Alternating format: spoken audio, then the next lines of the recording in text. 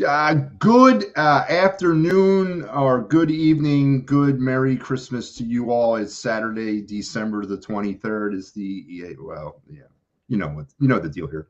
But it's the eve before Christmas Eve, and you're back with Talking Philly Sports with Matty B, with your boy Matty B. Yes, I know this is typically the Birds Blast standalone show, but we, due to some scheduling issues and whatnot, I got to do my own show and just kind of do what we've done in the past, and that's just embed the Birds Blast. But there he is. He's here with me, Mr. Kyle Quinn, and we're going to jump right into that segment right now because he's a busy man, and I got to get him out of here. And then, by the way, here it is, the Birds Blast with Kyle Quinn. But Kyle, and then for those of you who are looking for the standard format of This Day in Philly Sports, we'll do all that here at the end when we get through the Birds Blast. But we gotta handle this because obviously this is the story. This is what everybody came here for anyway. By the way, Kyle, Merry Christmas, Happy Holidays, welcome back. Yeah, Matt. Happy Saturday, happy Eve of Christmas Eve. Happy to be with you here on this Saturday, and hopefully, it's Saturday from now, the Birds can get victory against the Giants. Yeah, Kyle. It's a funny. I don't know how we got here, and maybe we'll have an opportunity after the season to really cut it up. But we're just kind of hanging on week to week. But every single week, the Eagles seem to test the limits of our patience and test the limits of our loyalty. And I know I've seen some posts from you on social media that didn't seem so favorable about the Philadelphia Eagles, and we're going to address those here in a moment. But before we do, Kyle, how does a football team that's desperate for a win, desperate to climb out of some sort of inconsistency and just bad football, how do they go up to Seattle and lose to Drew Lock? Well, they're not together. They're playing like a disjointed football team, I think. And from the top down, I think maybe the quarterback and wide receivers, I think not everybody's pushing and pulling in the same direction. And you saw that with the firing of Sean Desai. And I think a lot of that came from sort of guys lower than him or, lower than him at the time, pulling in a different direction than him. And the messaging is different. And the defense looked terrible for a long time. Because of that. And then similarly on the offensive side of the ball, I don't think it's a connected unit with Jalen Hurts and the guys there, the coaching staff, Nick Sirianni, namely, and maybe there's something going on with him and A.J. Brown right now. I don't know, but they're clearly not a unit right now, and they're not playing like a unit, and that was very obvious when they went down to Seattle. Now, obviously, when this game aired on Monday night, or when I say more importantly, when this episode aired on Saturday when it was live, we did not know the bombshell that was about to go off on Sunday morning when the Eagles very conveniently announced on their way, like they might have been in the air or they just landed in Seattle, that they had made a coaching change, even though on the Tuesday prior, Nick Sirianni said there was going to be no coaching changes, that he was happy with the people that he had in the room, and they were going forward with those people. But Matt Patricia steps in as a defensive coordinator, and Sean Desai goes up into the booth. Essentially a role reversal for the two. Patricia now has sole defensive play calling responsibilities. First thing I want to ask about this move with you, Kyle, is who really pulled the trigger here? Because Sirianni has gone on and said that it was him, but who do you think actually made this decision? I'm sure it was, as they like to call it in the Eagles brass, a collaborative effort. They like to do that kind of thing. I don't know. It's tough to say. I think at first I thought that it was clearly a Howie and Lurie move, but Sirianni took ownership for it and said that he made the decision Tuesday or Wednesday, sometime in the middle of the week, and I can buy that to a certain extent. I think Nick Sirianni sort of knows that he has only so few levers to pull. And, people want answers. The fans want answers. Fans hate status quo. I know you hate status quo. And when the Eagles are doing things wrong, you want them to make a change or try to make a change and try to fix it as quick as they possibly can. So in that sense, I think it's a good move, or a move that can't hurt you, considering that they were over the last 4 weeks, the very last defense in the NFL. So in that sense, you can't really get lower than that. But it's also to some degree viewed as a panic move. And you can make that argument because, look, Nick Sirianni's only, how many more levers does he have to pull left, right? Firing the offensive coordinator, which I don't think is coming, and I'm not sure should, because I believe Nick Sirianni when he says it's his offense, but it's not his defense, and I think that was a pretty easy scapegoat for him to go to, is the Sean Desai thing. And who knows? I mean, it's right now the Eagles coaching staff is Matt Patricia calling Sean Desai's defense, and it's Brian Johnson calling Nick Sirianni's offense. So that sort of goes to how disjointed they are, the coaching staff. So players and coaches, it's all just a complete mess right now. And speaking of mess, because there's more to even talk about this, as as we mentioned here on the program last week, and I remember very vividly going over the injury report, and we rolled on the Darius Slay's name, and it said questionable, but there was no comment listed. Well, the Eagles announced a few days later that Darius Slay was undergoing arthroscopic surgery just to clean up his knee, and then he would be out of the game. And then about 24 hours later, of course, the news dropped about Matt Patricia, and of course we're aware of the history there between the two. Is this another further example? One, do you believe that this timing of this situation was valid in terms of morally right, or is this another really just another example of the fact that Darius Slay is in this for himself and is nothing of a leader and should take that C off his jersey? Well, the second part is true as a standalone.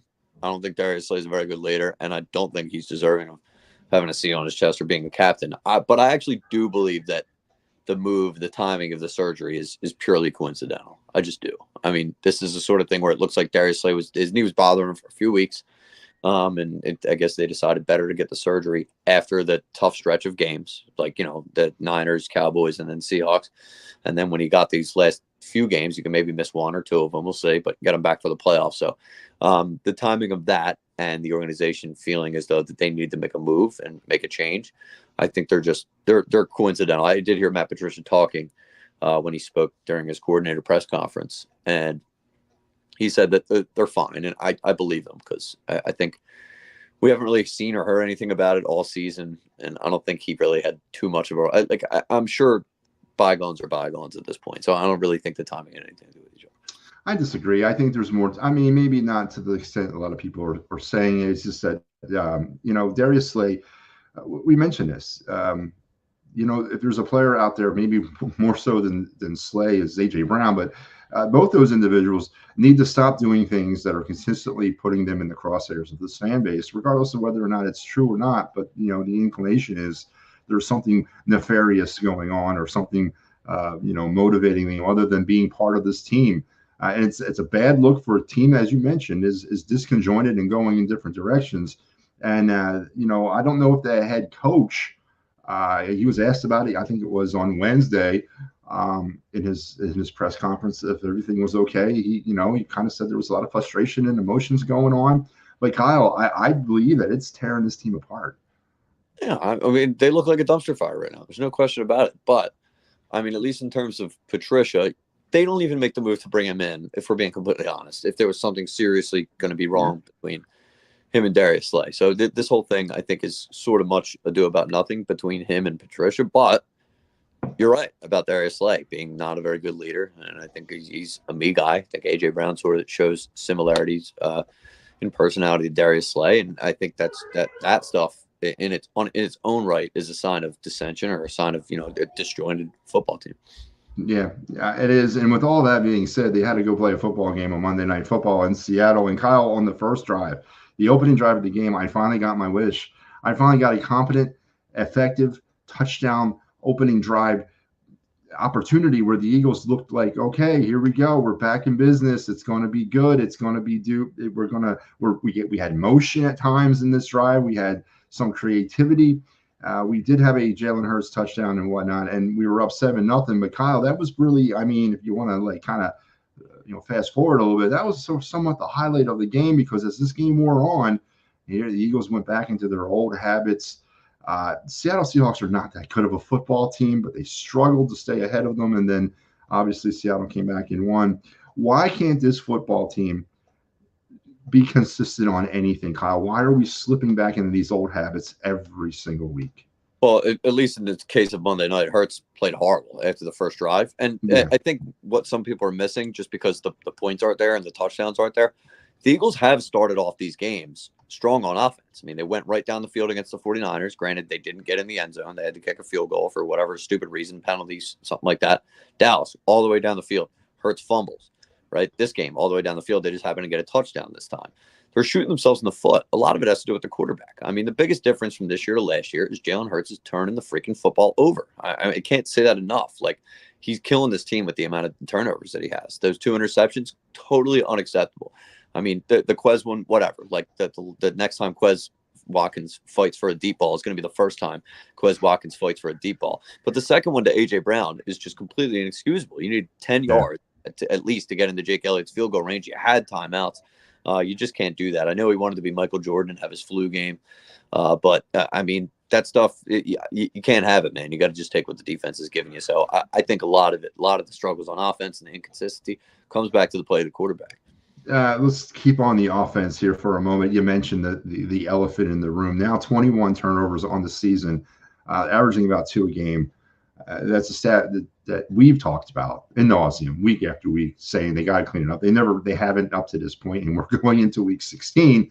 But that's the Quez Watkins interception. You know, was he held a little bit? Yeah, he was. But the ball was a poorly thrown ball, and Quez Watkins did nothing that he could do to come back. He did nothing to play defense. He just kind of gave up on the fact that the ball was going to be intercepted. The question was, what was Quez Watkins doing on the field in the first place? And then again, Nick Sirianni addressed that by saying that when he goes out there as a decoy. Kyle, does that make any sense to you? Why are we wasting a receiver for a decoy? I don't understand why he would, one, openly admit to that, and two, do you agree with that philosophy or that tactic? Well, look, I'm not even upset with Quez Watkins, to be completely honest with you. Like last week, it was, why did the Eagles only target 3 guys on offense, and then they target somebody else other than the 3 best players, and then you find out why that they don't target that player. Yeah. It was a bad decision by Jalen Hurts to make that throw. The Eagles were driving; they had a drive going, and they were methodically pushing the ball down the field. And he decided to take a deep shot 1-on-1 with the worst receiver on the football team. I mean, that's purely on the quarterback, if you ask me. Now, Watkins can fight for the ball, yeah, but Watkins is what he is. So. But you can't have it both ways, right? Like, so wide receivers like that have to be out there if you're going to use the speed and get the safety off of A.J. Brown, then, you know, that could be viewed as a good thing. But if we're going to yell about only targeting 3 guys last week, we can't yell this week when he targets that 4th guy. No, you can't. So you can't have your cake and eat it too. And then, of course, the infamous last play of the game, Eagles down by 3, 2 timeouts. A massive, well, it might have been a 20-yard run by Jalen Hurts to put him in a position to where they only needed about 12 to 10 yards to get in Jake Elliott's range. Now, it was a rainy night. Could that affected it? Well, we'll never know. But inexplicably, Jalen Hurts decides to go for the home run ball. Kyle, I thought I was watching Game 7 of the NLCS all over again. And, you know, when the Phillies were up there just trying to hit home runs and getting away from playing baseball, and it just looked like there was no reason, an earthly reason, that he went for this play. Nick Sirianni again tried to explain it away by saying, at very least bit, or in the past we've done it and gotten a pass interference penalty. Kyle, why are you going for that play in the begin with when you had Kenny Gainwell about 15 yards off the line of scrimmage, wide open in the middle of the field, 2 timeouts remaining? You can work the clock and set up for a game-tying field goal. I would have gone with like 10 different options before I took a deep shot 1-on-1. That situation. Hell, Hurts just ran for 20 yards to get you right there in the first place. Take off again, dude. You have 2 timeouts. I mean, the whole, honestly, I think he wanted to be Michael Jordan. He wanted to go win the game. The pass interference explanation, when I saw the quote from Sirianni, it pissed me off at first, but then I heard him say it, and it wasn't that they were, you know, going out there looking for a pass interference. It was just, I think he was just protecting Jalen and saying that kind of thing can happen. Nonetheless, completely idiotic. You can't just chalk it and pray when you have so many other options on the offense. It was an idiotic decision by the quarterback. It was one of the stupidest decisions I've ever seen him make. And I know he was sick going into the game, but to me, that doesn't like the accuracy.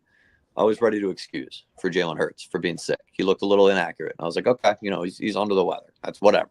But those 2 interceptions were idiotic, just purely idiotic. Yeah. And on the day, Jalen was 17 for 31, 143 yards, 4 yards or 4.5 yards a play. no touchdowns and 2 interceptions. He carried the ball 13 times for 82 yards, averaged about 6.5 yards a carry, and he did score 2 touchdowns. Receiving wise, it was the same story. The two people that always lead the way were there, but only 5 receptions each for AJ and Devontae. One for 56 yards, the other one for 50. Pedestrian, to say the least. Dallas Goedert got worked back into the system a little bit with 4 catches and 30 yards. And then on the rushing attack for the Eagles, Jalen Hurts was your leading rusher, which, again, is never good no matter what we want to try to spin it. But, DeAndre Swift did have 18 carries, and that's very good. He had 5 more carries than the quarterback. I'll take that. It's a stepping stone, 74 yards, and he had an average of 4 yards. Ken Gainwell with 6 carries for 21 yards, and I don't know what he's doing out there running the ball anymore. Kyle, the defense came under a lot of scrutiny. Yeah. Now the offense is just, I guess they're trying to, hold my beer defense. I don't know what's going on here, but this offense, Kyle, when you're looking at the playoffs, regardless of what the next 3 games are going to bring, this team's going to the playoffs. Kyle, you don't think that they got to fix this offense, or it's not going to be they're not going to be long for the playoffs.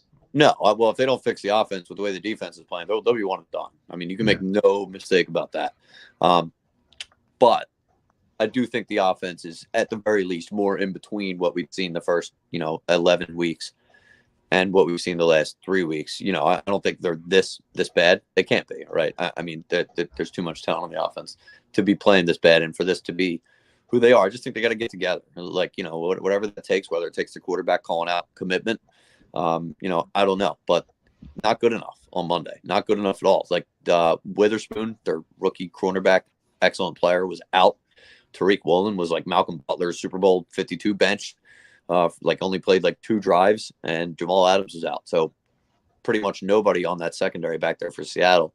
And you weren't able to score more than 17 points. I mean, it's terrible. It's got to be fixed. Yeah, or they're going to be one and done. On the Seattle Seahawks side of things, the vaunted Drew Lock, 22 for 33, 208 yards. It looks like to me, I felt like he threw for all 208 yards in the fourth quarter, about 6.5 yards to throw, and that very important game-winning late touchdown to seal it for them. Let's talk DK Metcalf, only 5 receptions. And we'll get to that in a minute, 78 yards. And then, his longest of the night was 34. But that 34-yarder came at a very key period of time in that game. Let's talk about the vaunted, redone, Matt Patricia-led defense. James Bradbury. All night long I kept, DK was kind of held in check early in the game. But the only reason why he was held in check is Bradbury got flagged twice for pass interference on him. So, eventually, you could just see Metcalf wearing down Bradbury, and we all saw what happened. James Bradbury owned it. He said he can't play like that. What was your assessment of James Bradbury on DK Metcalf? I mean, not good, right? DK dominated him on that last play. Look, a couple takeaways from the secondary last night. James Bradbury can't play anymore. I mean, he just flat out can't play. But who might be able to play is that kid Kelly Ringo. Yeah. I like his physicality. He was kind of all over the field. The defense, while they weren't great last night, they allowed that 92-yard drive to Drew Lock. They actually looked like they had some energy, and they showed some life. They looked young. I mean, Sidney Brown was missing tackles, but he was flying all over the field. I think those are tackles that he won't miss in the future.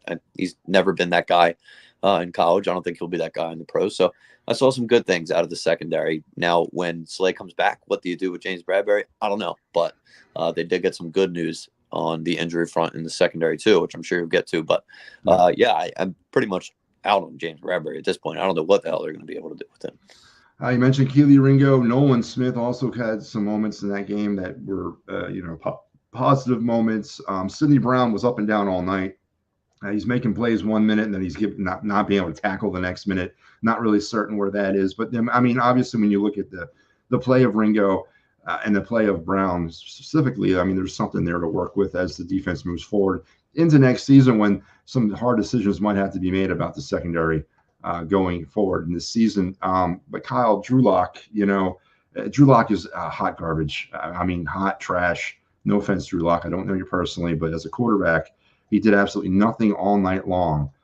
And then when the stage was the biggest and the brightest, 92 yards away from a possible game-winning touchdown drive, he comes up, and the Eagles were soft on prevent. Not only were they trying to keep the Seahawks in front of them, they were letting them go up top as well. We can Sean decide this up and down, but this was Matt Patricia.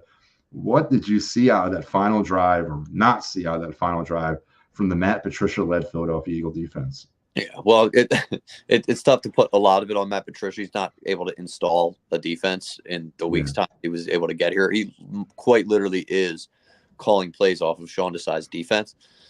So not exactly the easiest job in the world, especially when you have the soldiers that you have back there in the secondary. So I really put it on the players. I think it's been on the players all year.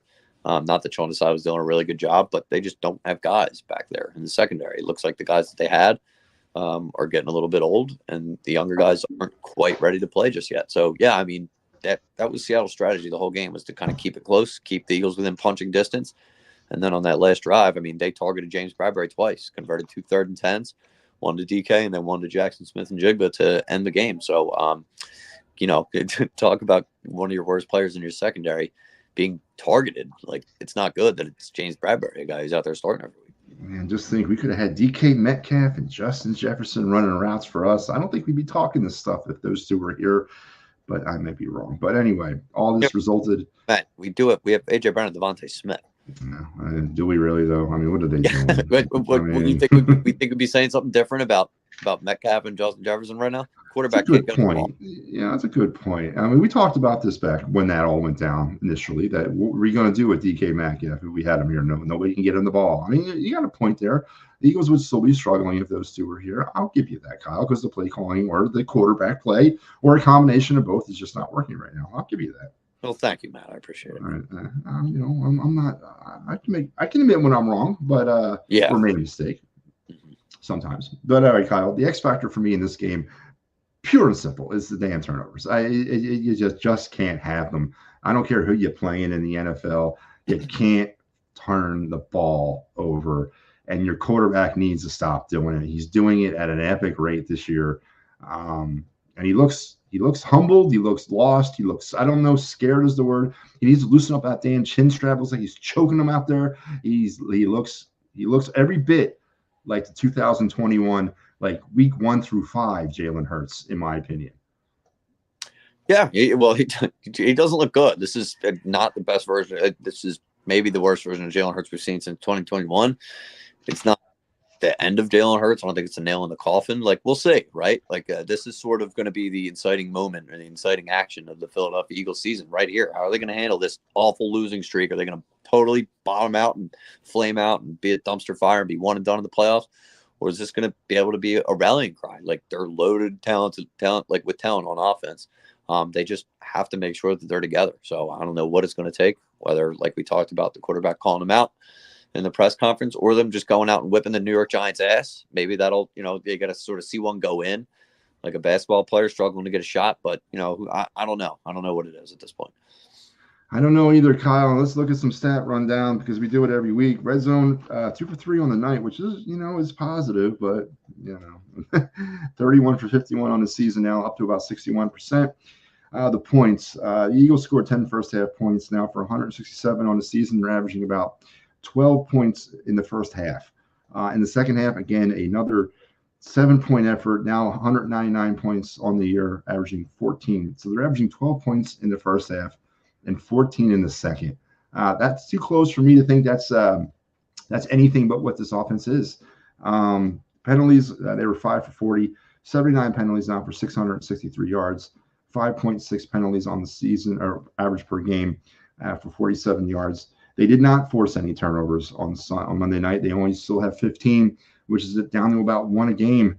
And then they also coughed the ball up twice for now 21 turnovers, as I mentioned, up to about 2 a game. They did get to, Jalen Hurts was not sacked in this game. That's amazing. 31 for 168 now on the seasons in terms of allowed sacks. They're averaging about two sacks a game for 12 yards. That's I'll live with. And they did get the Drew Lock twice for 11 yards, now 39 sacks for 244 yards, which is about 3 sacks a game and 17 and a half yards. Kyle, before we put a bow on this bad boy? Is there anything in the stats that you want to talk about? Obviously, the points thing is a little bit too close to call a enigma, or they're taking their foot off the whatever. It's more what this offense might be. Is there anything that grabs you stat wise? Well, like you said, the turnovers are the turnovers are without a doubt to me, and namely quarterback turnovers are the biggest difference from the 2022 offense to the 2023 offense. I mean, this team, one, turns the ball over at a ridiculous clip, and two, they don't force turnovers. I mean, they refuse to force freaking turnovers, dude. I don't understand what it is. Some teams just have a knack for doing it. Like the Cowboys force tons of turnovers. We don't force any turnovers, man, and that's been killing us these last few weeks. So the turnovers thing, it's gotta flip, or they're in big trouble. It has got to flip. All right, Kyle, let's throw this in the trash because now we got an NFC East battle on Christmas Day afternoon at the Link, 4:30. The Giants, led by Danny DeVito, Tommy DeVito. You know who I'm talking about. The kid who apparently won't do an ad for a pizza. Have you heard this thing where he's the pizzeria in New York City? Yeah. What is this, man? I mean, is he really in the mob? I mean, is this how he's really going to do things? But he's the latest thing for the New York Giants. The Giants will come into this game. Talk about them as a playoff team. At 5-9, I know it's horrible, but definitely spoiler is probably on the Giants' minds. How confident are you, before we get into any more of this, about the Giant Eagles on Christmas Day? Strangely, very confident, Matt. I think this is the get-right game for the Eagles. And Las Vegas and professional bettors, they all do too. This line opened up at 10.5 Eagles, which is the biggest spread that the Eagles have been favored by all season. And that's even, Vegas is stupid. They're putting that down after seeing them go through the stretch of 3 games. And if you look at it today, since it opened, it's minus 13.5 and climbing. I mean, professional bettors are jumping all over this. They're jumping all over the Eagles. So people think the Eagles are going to beat them by double digits. I think they will too. Seattle is not a good team, Matt, but the Giants are bad. Yeah, and they're bad. So, yeah, I actually think this is going to be the get-right game for the Birds. We'll see, because I don't know how much worse this thing can get. If we come off the field with a loss against the Giants and then follow that up with a loss again, I mean, this thing can get really, really, really ugly very quickly. But on the day for this game, the Giants are going to go in their all whites. I mean, I don't know how good I am at calling this anymore. I said the Eagles are going all whites last week. They did not. But the Eagles are going in with the blackout. They're going to wear all black on Christmas Day. Potentially home. I don't know if this was a pre-thing. They already knew they were going to do this, but it's definitely kind of rides into that get right motif. Let's go out there looking like as bad as we can, or as intimidating as we can. Not bad, but the weather in Philadelphia is going to be about very unseasonably warm, Kyle, about 60 degrees or about 55 at game time, with a slight chance of rain. Nothing that much, but Kyle, let's take a look at the injury report real quick on this for these two teams. First and foremost, the Giants have been beset with injury all season long. They currently have 11 players that are all on IR. A couple guys that are banged up that may see action here is their tight end, Lawrence Cager, is questionable with the groin.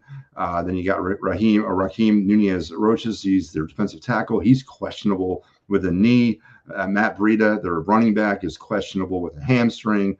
Dexter Lawrence, defensive tackle, is questionable. Xavier McKinney, their safety, is questionable. Carter Conklin is questionable. Jamie Gillian, their punter, he's questionable with a groin injury. LaShawn Robinson, defensive tackle, is questionable. And Evan Neal, their offensive tackle, is questionable. Who in the hell is playing for the New York Giants, Kyle Quinn? The entire team seems to be really, really either questionable or out.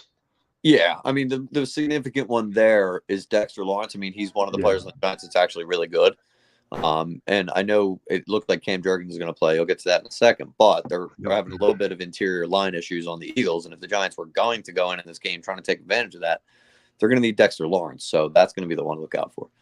And for the Eagles, Nick Morrow, questionable. Got banged up a little bit on Monday night. Devontae is dealing with a knee injury. He's also listed as questionable. And Avonte Maddox, you mentioned the good news to that secondary, has his transfer window, or his reactivation 21-day portal has opened as of the 21st.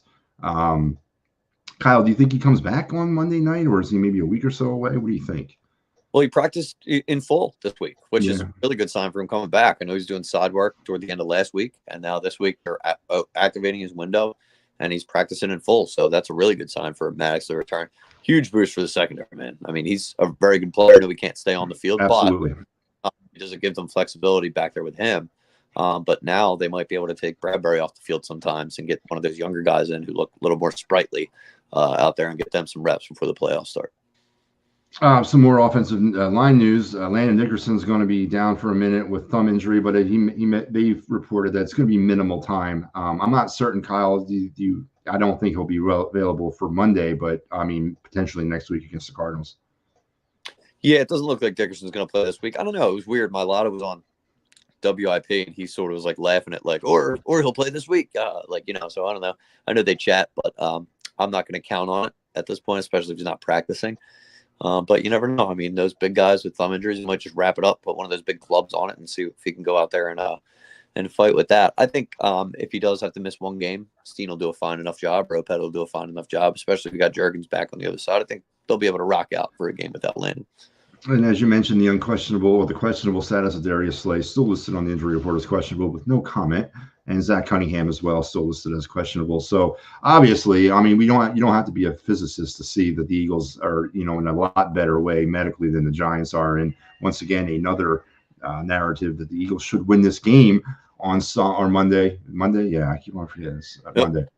With all that being said, Kyle, with the 3-game losing streak, the banged up, decimated by injury Giants, the mobster quarterback, the Eagles struggles on offense. How do you see things shaking out on Christmas down there at the Link? I think they're going to kick their ass. I'm not even kidding. Like, I know it's crazy to say right now, but those 3 games they just put together for the Giants are awful. And look, it's weird. There's some weird faith going on in the Eagles turning this thing around. By the sports books, they got the second best odds to win the Super Bowl out of the NFC, which sounds crazy, but they're also 14-point favorites against the New York Giants right now. And I think that's probably about how it's going to go because the Giants suck and the Eagles are not as bad as they have looked through this 3-game losing streak. So I think a get-right game's incoming this week. Yeah, and it's a shame that the Eagles have to play this game on Christmas. I mean, it's not, and it's a shame for the whole spectrum because if they win, I mean, is it going to be a competitive game? Probably not. Even if they eke out a win, it's going to piss some people off. And if they, God forbid, they lose against a team like the Giants, it's going to send the city into a damn chaos on Christmas Day night. Yeah. And, the NFL really screwed this up. And I get why they did it. But, hey, they flexed the Eagles-Seahawks game into a Monday night slot. Why couldn't they do something with this game? Switch it around, put it back on Sunday, move somebody else on Monday. I just think the NFL might have screwed up on this one. Well, they're never going to take the Eagles out of primetime, especially if they're 10-4. And now you got the allure of Tommy DeVito and his agent. Yeah. So on Christmas Day, so they division game. I don't think they're crazy to move it out. And look, I know that everybody wants the good games flexed into primetime, but like sometimes I like to leave my 1 o'clock slate alone. Like if I don't have the Eagles at 1 o'clock, I like to see a bunch of the games all at once on Red Zone or something and I want them to have some good games there. I don't want all the slop there and just wait for Sunday night like they sing in the songs. Like I can't be doing that, man. So, but Kyle, that's what we've been doing all season. We have had 2 1 o'clock games up to this point. So you've had your fill. It's time to come back to reality. Now next week we go back to the 1 o'clock. And then I think the last game of the year against the Giants has been down at 1 o'clock as well. So we're going to be day walkers all of a sudden. I don't know how that's going to be either. So, but I hear what you're saying. I do. Yeah, I mean, I don't know if I'm ready to go outside and look at the sun just yet, but we'll see. Yeah, I don't know what that's like, man. But yeah. So, all right, Kyle, what are your 3 keys to Eagle victory? Yeah, well, this first one's sort of a key for them, like to salvage the season at this point. And that's they got to get like stick together, stick together, whatever the hell it is. If they're apart, get it together, man, because they can't play as disjointed to that as they have been and lose games. Like the offense needs to be better. The defense might be what it is, but the offense can play better. And I think the main issue with the offense.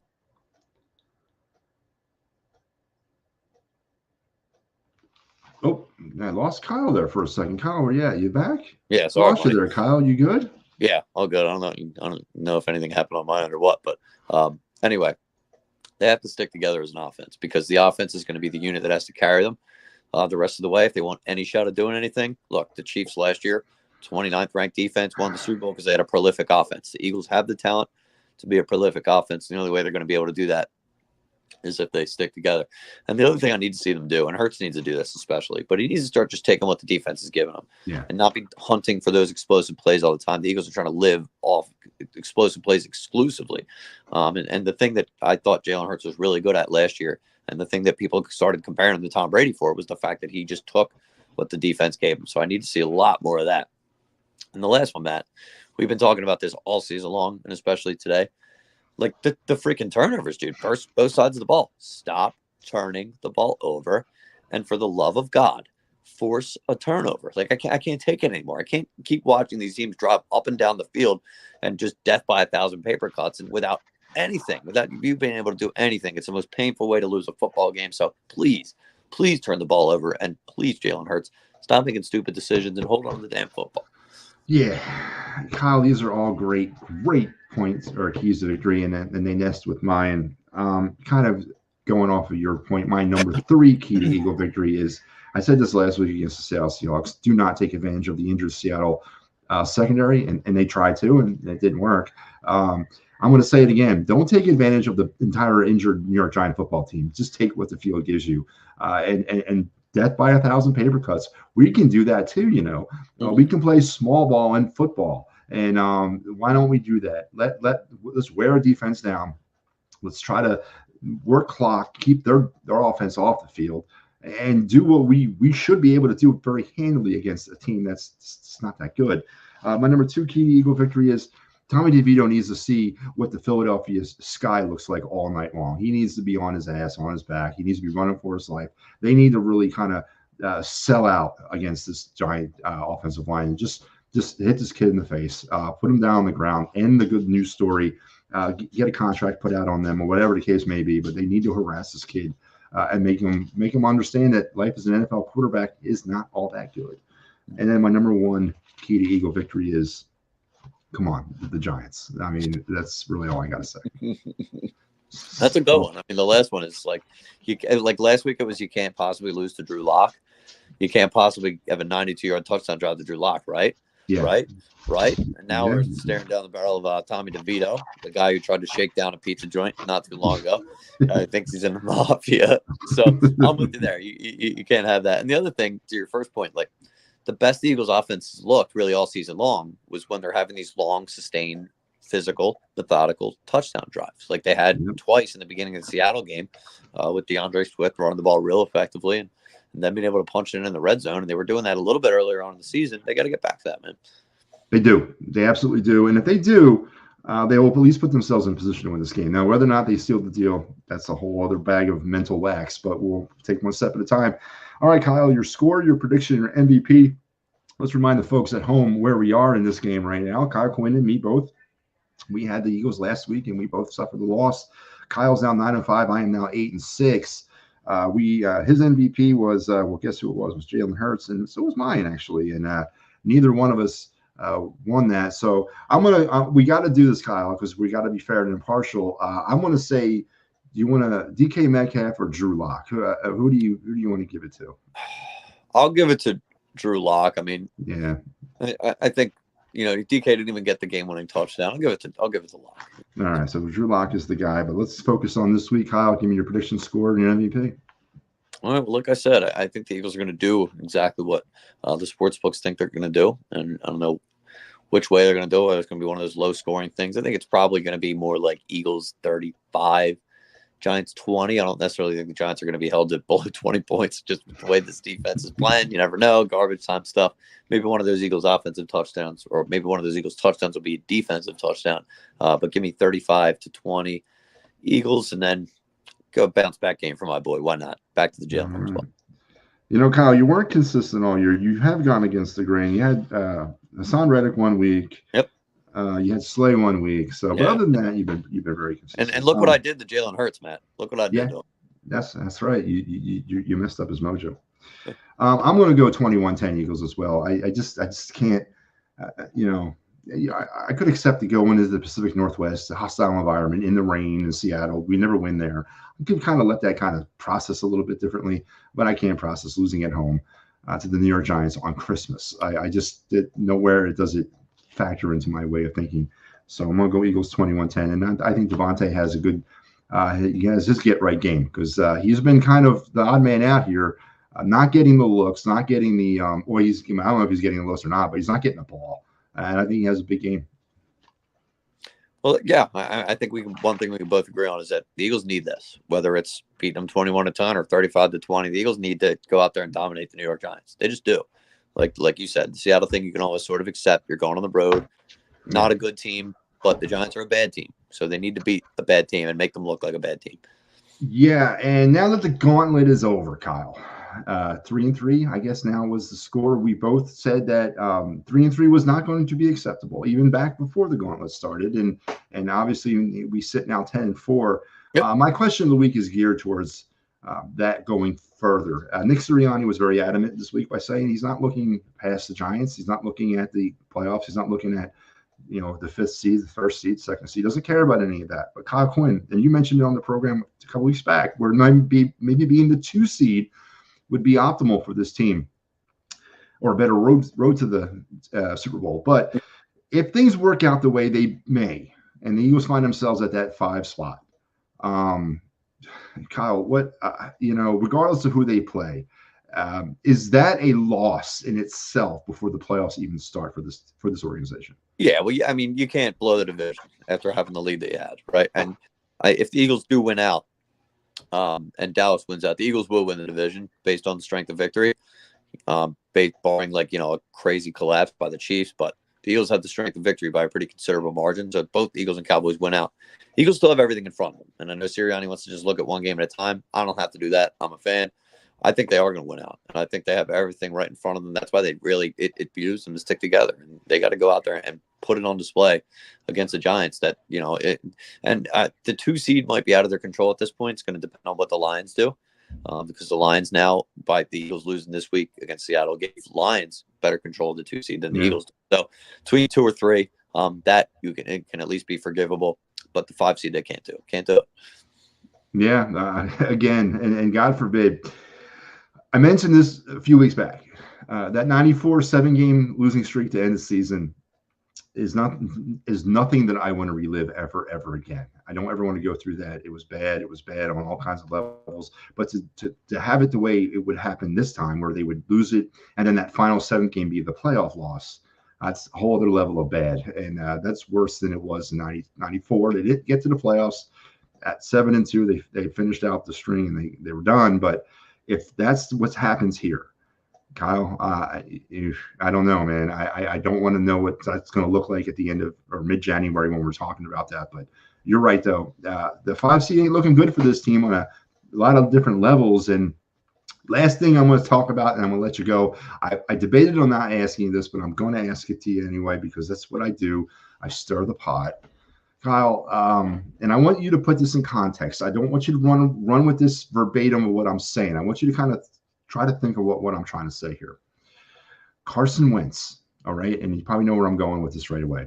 Carson Wentz has an MVP-type season in 2017, gets the big contract, never is right again, falls down a hill, falls off a cliff. All that happens. Eagles are left holding the bag. How he's able to maneuver it and get rid of him and move him down the bag. Your cohort there on the midday show championed potentially moving Carson Wentz in 2018 because he didn't feel as confident as a lot of people did about his future going forward. He was ostracized for that. He was put on the island of misfit toys by himself. But Joe Giglio was right. He was right about that whole thing. It turned out. Now that we have this situation, Jalen Hurts, an MVP type season in 2022, he hasn't been right all season. We can point to the play calling. Maybe obviously we got to find out more going forward before we can make a final estimation on this. And I get the fact that he's the starting quarterback in Philadelphia. He's going to be under the kind of scrutiny he will be as that. But I don't remember Joe Montana. I don't remember Tom Brady. I don't remember Dan Marino, John Elway really giving a rat's rear who the heck their offensive coordinator was. These guys were just really good quarterbacks. Are we conceptually heading into another Carson Wentz situation? So I'm on record, Matt, saying that I am putting Jalen Hurts firmly in Wentz watch. And I liken it to a tornado, Matt, right? And there's 3 stages. So Wentz watch. is just the first stage, right? The conditions are present for a Wentz. Stage 2 is a Wentz warning, Matt, where we're staring down the barrel. And the siren's going off at this point? Woo, it's like it's in the area. You just might have to look out for it. And then I'm stuck between the third stage being like the Wentzening or like a full-on Wentz-nado. I'm thinking Wentz-nado because it is a tornado thing. But right now, just Wentz watch. The conditions are present, Matt, and you got the rumblings and the questions about whether or not he's approachable. Is he a great leader? Those questions are going to be answered probably within these next few weeks. So just watch right now, Matt. Not quite warning. I will sound the alarms when we get to warning, but right now we're just in the whispering winds of a Wentz watch. And if these warnings give way to a full-blown Hurts-nado, whatever, Wentz-nado, whatever you want to call it. If Kyle Quinn was the GM of the Philadelphia Eagles, is he sitting down this offseason and shopping Jalen Hurts? Well, I that's tough to say. I mean, we'll have to see what it gets to, right? Like, it's very hard. Like, it's going to take a lot for the Eagles to shop the guy that they just gave $250 million the year before. I know they were able to do it with Carson Wentz, but that's not the desired outcome, right? They wanted to keep Carson Wentz. They're going to try and, like, I don't even think we're at this point yet. Like, right? Like, Jalen Hurts isn't rock bottom. I think things are going to be fine, but we get to a stage where, he can't coexist with his teammates. The Eagles are not ones to sit idly by. They're not. You can get on Howie for whatever you want, drafting this and that. But when he sees a problem, for better or for worse, he goes out there and he tries to make it work. He tries to fix it, right? He pulls the plug on things. He doesn't sit around and sit on his hands. Howie wants to win. The Eagles want to win. They want to compete. So something like that's going on. I trust him to make the right decision and make it work for the best of the team. Kyle, I cannot believe, and maybe it's because of the season, that we're on pretty much the same exact page of just about everything we talked about tonight. There's no angst, there's no anger, there's no venom tonight, and that's my Christmas present to you, Kyle, because you deserve it. Yes, it's the holidays, but next week is a whole other issue, especially if they lose. But Kyle, I want to wish you a Merry Christmas and a happy holidays. We'll speak before the New Year, so we'll save that for next week. But I hope you enjoy the rest of your Saturday and some of the NFL action, and then tomorrow your Christmas Eve, and then obviously Christmas Day, and then the game on Christmas Day afternoon. So Merry Christmas, man. Merry Christmas, Matt. Happy holidays to you, all the listeners. Thanks for having me on, and I will talk to you next week, buddy. Kyle, real quick before I let you go, because there are some over there at your network, there's some holiday shuffles going on. Where can the people find you during this holiday period? Oh, yeah. So people are off just for we'll be on the air. I'm trying to think. Hold on. So Christmas, we're off for the Eagles game. But Tuesday, we'll be in to react to the Eagles game 10 to 2, normal time, middays. The rest of the week will be off. And normally, but without the holidays, you find me 10 to 2 WIP, and then on at Twitter at Kyle_Quinn WIP. All right, man. We'll talk next week. Go Birds and Merry Christmas. Go Birds, buddy. Merry Christmas, Matt. All right, Kyle Quinn. And that segment, of course, was the Birds Blast segment here on Talking Philly Sports with Matty B. Brought to you in part tonight by the good folks over at Philly Sports Strips. A lot of stuff coming up for them. We got some things happening. This is some of their spring training stuff. I really need to figure out why this slide comes in blurry, but only on this platform. That's right. On my other shows or my other places that I go, it's not like this, but for some odd reason, it's blurry as hell. But you can kind of make this out. The big one here is February 17th, 2024. The Stadium Series event between the Flyers and Devils over at MetLife, and a game that you might see old Matty B at. Really considering attending that. And then the Philly spring training stuff, they got you covered for all that. So make sure you're heading over to phillysportstrips.com for everything they have to offer. So back to now talking Philly sports with Matty B. We're a little bit confuzzled, as I mentioned, because we had to kind of make things work around the fact that I didn't have a show Monday, and then we had to do the Birds Blast. So we're embedding the Birds Blast back inside of Talking Philly Sports with Matty B, probably for this week and next as well, because we're going to have the same issue come up on Monday. But I will be back on New Year's night live for those of you who are really interested in dropping me a line. And I miss the live interaction. I really do. But on New Year's Day night, January 1st, 2024, I will be back live. I make that promise to you. But for the meantime, we're going to have to do this. But So on this portion of the show, we would typically go with this week in Philly sports history, but we're not going to do that tonight because it's the holidays, man. It's Christmas, and I want to be Christmassy as well as the next guy. And I want to go at you with my top 5 Christmas movies of all time. This is a big topic around this time of the year. Everybody gets into this. Everybody talks about it. And I'm going to give you mine. I think I've given you mine before, but I'm going to give them to you again. My number 5, and here we go, because it's important that you know where old Matty B is in life. It's not really, but my number 5, top 5 Christmas movie of all time. Give me the 1983 Christmas classic, A Christmas Story. It's amazing. It's funny. It's satirical. I was not alive, or I was not a child in the late 1940s, but boy, do they paint that picture with a very broad stroke and put you into that world amazingly, as little Ralphie there with his I'll shoot your eye out.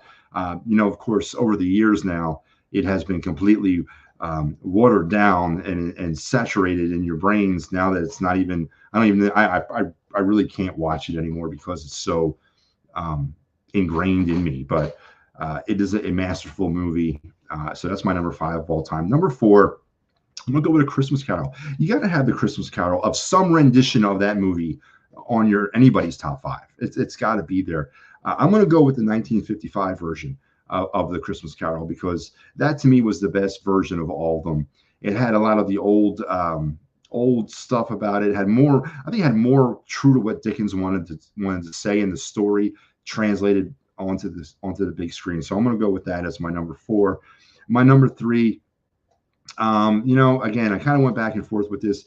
I was a big fan of the show when I was in my 20s, or this movie when I was in my 20s. I kind of got away from it, but I'm going to give it to Home Alone. You got to give it to Home Alone. When it first came out there in 1990, it was a masterful, a funny movie. It made no sense, but it was really good. It was very holiday in the late 20th century centric, and you got to give it its props. The sequels were garbage. I can't watch it now, even if you paid me. But that's my number 3. My number 2 Christmas movie of all time, National Lampoon's Christmas Vacation.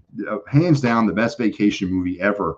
And of course, right up there on the top of, it's got to be on the top of everybody's Christmas movie list. Funny, just pure National Lampoon's, like reverting back to that first movie, fun. And of course, Randy Quaid and Eddie, that is one of the greatest characters of all time. So National Lampoon's Christmas Vacation, number 2, and my number 1. Get the drum roll. All right, the number 1, like in Vacation. My number 1 Christmas movie of all time. Die Hard. It is a Christmas movie, and it's always been a Christmas movie, and it is the best Christmas movie ever. John McClane, the Nakatomi Towers in Los Angeles, Hans Gruber, Alan Rickman. I mean, it was it thrusted what's his face, Bruce Willis, into the role of a valid action star, and it is just truly a masterpiece movie. It was released in the summer of 1988, but it is the plot is around Christmas time. I believe it's on Christmas Eve. So that is my number 1 all-time Christmas movie, Die Hard. So there you have it. In lieu of this day in Philadelphia sports history, Matty B gives you his top 5 Christmas movies because it is that season. But you know what else season it is always, and that is Sherry's Tickets Town season always. For great prices, no hidden fees on sports, concert, theater tickets. Go to www.sherrystickets.com. Family owned and operated since 1946. If you're looking for those last minute Christmas presents, because you know what, you still got time. It's December 23rd. You got time. Reach out to them over at Sherry's Tickets Town, and they'll help you out. And maybe you want to give this guy a call and present this as a Christmas present to somebody in your life who might need them. Workman's compensation, motor vehicle accidents, personal injury, and criminal law. Dave Cherry at 610-565-0300 or www.cherryinjurylaw.com. Reach out to Dave today before he closes for the holidays. But all right, so we did some Eagles. We did some. Kyle kind of threw me for a loop here because I thought he was going to come and back at me in a hard way, especially with the Jalen Wentz, Carson Wentz potential comparison. But me and Kyle were very weirdly in step tonight, and I don't like that. It scares me. But yeah, I feel the same way. It's very coincidental that Jalen Hurts is struggling this season. And a lot of people want to say that it's coincidental that they're struggling, that he's struggling. And it's very coincidental about how the whole Carson Wentz thing began to unwind. The only thing here that's not exactly the same is, well, there's two things. There's the end state of this, because we don't know where this is headed. And then the fact that Carson had that catastrophic knee injury at the end of the 17 season. Jalen has been even though he's been banged up, he hasn't really suffered that injury yet. And that if you want to factor in those little injuries to this, I guess you could, but I'm not really going to, because I think that ACL thing with Carson really ended his career. I really did. It ended that day with that hit. He became a different quarterback after that. Mechanically, he was different. And then everything else from that kind of went there. Now, you could maybe equate, a situation in Jalen Hurts' playing career to that end. And it might be the fact that teams are scheming against him and they figured him out. And that happens. It happens a lot. And it happens to the best of them. And it happens to the players who you think that are good, and they get found out to be frauds because they just don't know how to read defenses. What was the thing on Jalen Hurts in 2021? He couldn't read defenses. And then in 2022, for whatever reason, the personnel, the play calling, whatever it was, he was, otherworldly. And then teams were forced, or maybe they just forgot about him because they didn't really pay him much mind or attention. And then he had the season that he had in 22, but then he turns around and he reverts right back to 2021. Why? Is it scheme? Have teams now, okay, well, now we got to take notice of some of them again. He torched us big time last year. We can't let that happen. I don't think he can still read defenses, whatever the case may be. Have they schemed against him?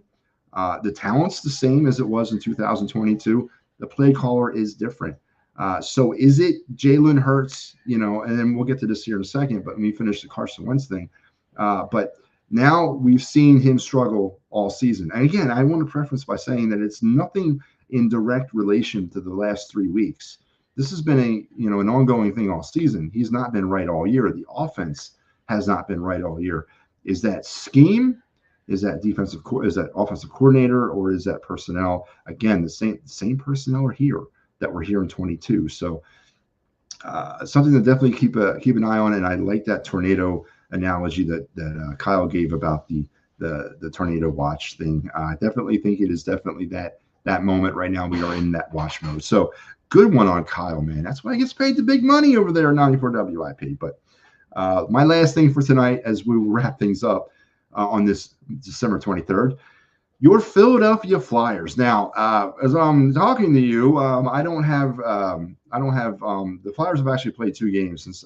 Come on, we're taping this on Thursday night, but the Flyers are actually going to play 2 games before you see this episode. They're playing the Nashville Predators right now. I'm watching it, and then they're going to play the Red Wings on Friday night. And then by the time you see this episode, the Flyers could be 20-10-3. They could be 18-10-5. They could be 18-12-3, or they can be a combination of something else. But either way you cut it, you got to be happy and you got to be impressed with this team. The buy-in name, the learning, the camaraderie. I think that, I mentioned this on the post game the other night, the Flyers post game. Here we are in late December, and the Flyers are the top story in the Philadelphia sports world, or the good news story, whatever. And it's weird. It's very weird to say that. But they are proving it every night on the ice. I mentioned this too. You don't have to look any further than the fact that the Flyers as a team have blocked 583 shots. Now, this was as of Tuesday night against the Devils. Of course, we've had 2 games since then. But they've blocked 583 shots as a team. That's 18 and a half a game. You don't give up your body time and time again, night after night, if you don't believe in what you're doing. And the Flyers have done it consistently all season. And it was a glaring stat right from the beginning of the season, and it has just continued on. And it's been a great thing to see. The progression of some of their younger players within the system is a great thing to see. They're using their speed. They're using that beautiful flip play, which I love, to create odd man rushes and to easierly, it's not a word, but easierly escape their zone and create offense on the fly. It's worked out beautifully. The power play is still an issue. And it will remain an issue until the Flyers can figure out their scoring situation, or scorers. They need high-end talent, then make a power play go. But right now, they're a very, very competitive, scrappy team. They are still in a rebuild. Let's not lose sight of that. But I think that you could look potentially now, if Sam Erston, and I'm going to use that as a specific here, if Sam Erston is the real deal, and what I mean by the real deal, if he's functional, serviceable, I don't need a Vezina Trophy winner back there. I don't. The way the Flyers are playing better defense, the way they're creating offense, the way they're blocking shots, I don't need a Vezina Trophy winner. And I'm not saying Carter Hart is a Vezina Trophy winner. I'm not. I've never said that. I think we tried to kind of fool ourselves into thinking what Carter Hart is. But if he can be serviceable back there, why not look at moving Carter Hart? He's about to get paid. Now, the paycheck he's going to get at the end of the year is he's a restricted free agent. So a couple of things can happen here. The Flyers can go ahead and offer him a deal. And then he can say, you know what, let me sit on it. Another team can come out of nowhere and say, you know what, Carter, we're going to match that deal. Or we're going to offer you a contract. Then the Flyers have to take that contract, take a look at it, and be like, okay, well, we have the opportunity to match it, or we can let you go, but we get handsomely compensated. And I believe Carter Hart is a second-round pick, and that would be like, or first-round pick, and that's like 5 future first-round draft picks. And I don't know if a team is willing to do that for Carter Hart. I just don't think they are. So that probably won't happen, and he will sign that RFA deal with the Flyers. But then after that, when the Flyers should be in that zone, that 3 years after that contract, when the Flyers should be in that zone of really being a competitive team, Carter Hart's going to be a UFA, and that means he's going to want big money, and he's going to, so if we can see that accident happening, if we can kind of see what we've already been privy to now, why not make that move? I equate it to the Carson Wentz, Jalen Hurts situation, and I don't like giving Joe Giglio credit for absolutely nothing. But he saw this and he called it, and he was dead right. So if we can see that happening with potential with Carter Hart, why not move him now? Why not package him with some people, make a play for Johnny Gaudreau? I'm not saying, I mentioned this in the post game, 1-for-1, Johnny Gaudreau for Carter Hart. That's not going to happen. The Blue Jackets would never go for that. But package something. We do have 2 first-round picks this year. Maybe Carter Hart and one of them first-round picks. I don't know. Package something, and maybe the Blue Jackets listen. So I would be all in on that. I think that especially if Sam Erston doesn't work out, and if we don't feel comfortable that he can be that goalie, all this is mute. But I don't need a Vezina Trophy winner. And I don't know if Carter Hart's not that guy, but I don't know what Carter Hart is anymore. I don't. Between his health issues, this Hockey Canada thing hanging over his head, what is he? And I think we'd be better served without him, honestly. But Flyers are doing well. They're playing well. Everything is great. And that is going to do it for me tonight, because I have reached the end of my rants. We've been on the air for over an hour. Obviously, most of this has been egocentric, as it typically is this time of the year, but it's all good. Folks, from the bottom of my heart, again, I want to wish everybody a Merry Christmas, Happy Holidays. And from me to you, and also on behalf of EOP, as we are all preparing for this merry of Christmas times, I want to wish you guys for all your, and then we'll get more into this next week when we talk about the end of the year, but all the support that you've shown me and all the support you've shown EOP over the past year, we could not have done any of this without you.